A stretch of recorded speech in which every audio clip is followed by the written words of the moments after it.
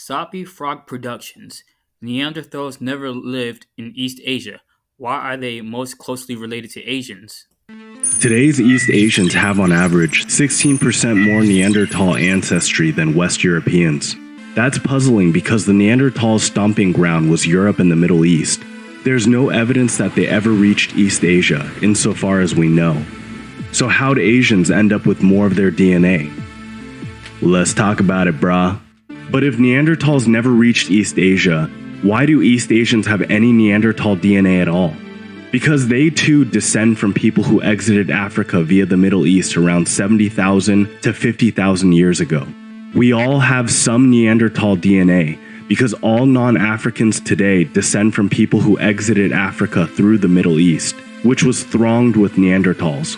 Thus, the early wave of modern humans who successfully colonized East Asia reached it with Neanderthal DNA already inside them. So, meetings between Homo sapiens, who are our ancestors, and Neanderthals apparently began in the Middle East. Then, as humans reached Europe and forayed further and further northwest, they met more Neanderthals and mixed with them too. Meanwhile, more and more humans would continue to come out of Africa with little to no Neanderthal DNA, migrating into southern Europe.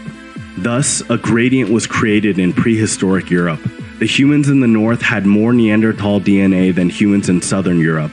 Over time, through the mass migration of populations in all directions, the amount of Neanderthal DNA in Europe was diluted down to levels below that of East Asians. While in East Asia, humans retained more of their Neanderthal lineage, having remained relatively isolated from the new waves of Homo sapiens freshly out of Africa, thanks to the natural boundaries created by the Himalayan mountain range and the Gobi Desert.